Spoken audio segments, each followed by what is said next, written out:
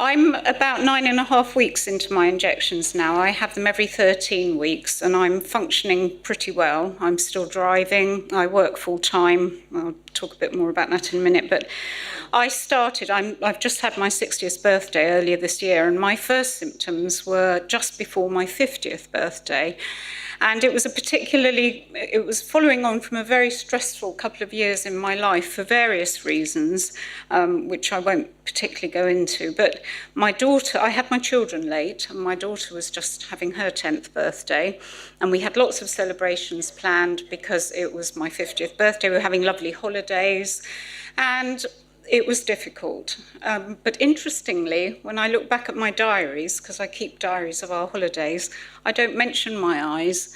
And yet we turned up for my 50th birthday weekend at Portmeirion in Wales, which is a wonderful place to go. And I looked in a mirror and I looked like something out of the undead. My eyes were just absolutely awful. We then went to Canada in the summer, and I thought, well, maybe it's my eye makeup. Maybe because I've always worn eye makeup since I was 13, maybe I need a break. So I spent 2 weeks in Vancouver without eye makeup on. It didn't make the slightest bit of difference.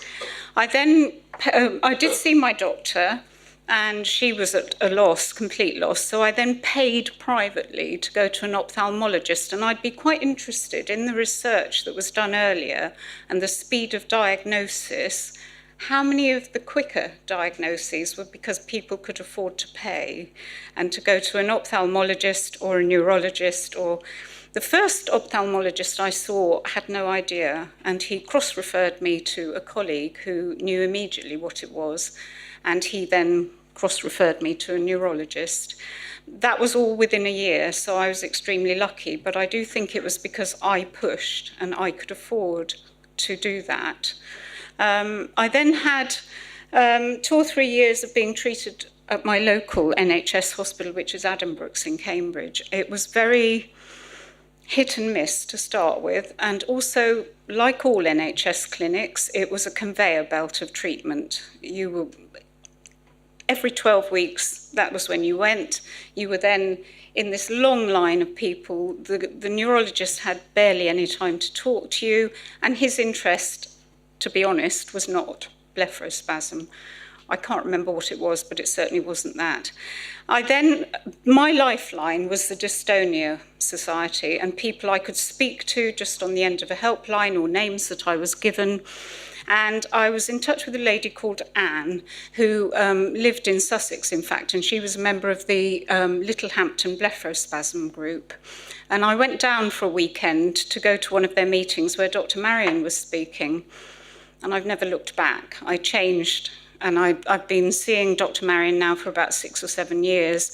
The flexibility of being able to she said to me, Jane, just text me the day before if you feel you want to come for your treatment. Or I can go 13 weeks, or I can go 14 weeks, or I can go 10. And that is such a relief to be able to know that I can do that if I need to. She also then spends time with me, but again, it's private consultation. You don't get this on the NHS. I had definite sort of plans of going back into teaching. I had been very active in my children's school life, but I was an at-home mother. I did voluntary work and so on, but there was just no way I could have gone back into a primary school classroom. And so I couldn't. I had 2 years of darkness, of bad reactions to drugs, side effects that were really just awful. I lost loads of weight, I wasn't sleeping. And I thought, I'm not going to, and I had definitely what was drug-induced depression for quite a long period of time. I then had a long period of having shiatsu treatment, which for those of you who don't know it's a sort of acupressure rather than an acupuncture. It's not invasive. And that definitely helped me to get my sort of inner equilibrium back. I knew it wouldn't do anything for my blepharospasm particularly, but it definitely helped my inner turmoil and so on.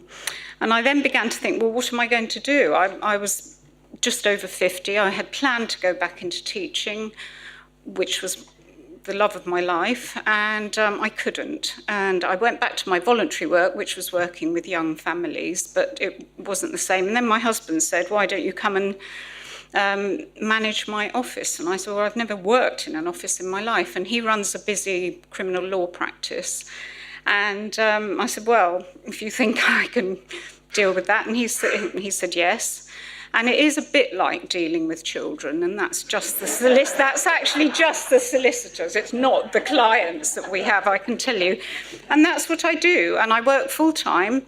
I drive most of the time. And, you know, life is really pretty okay. And I think I'm quite lucky after meeting people here that I do have blepharospasm. I have facial grimacing, which is like that when I'm walking, and I have a sniff tick to come out of that, which is fairly disgusting, but it's a dry sniff, it's not a wet sniff.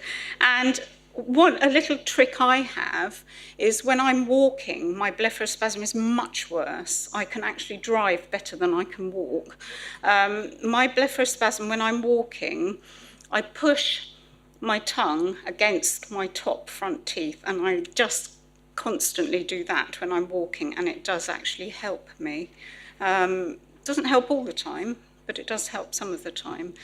Day to day, the usual things. I don't like getting water in my eyes. I have an array of flannels along my shower so that I can quickly mop my face if I'm washing my hair.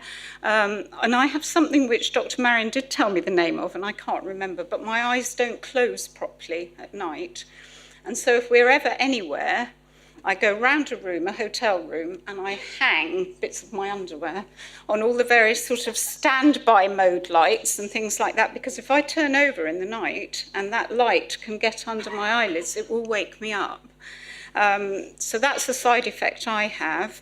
And I have the usual sort of side effects after injections of sore eyes for a while and bloodshot eyes and feeling gritty. And in the morning when I wake up, my eyelids feel swollen, my eye feels stressed.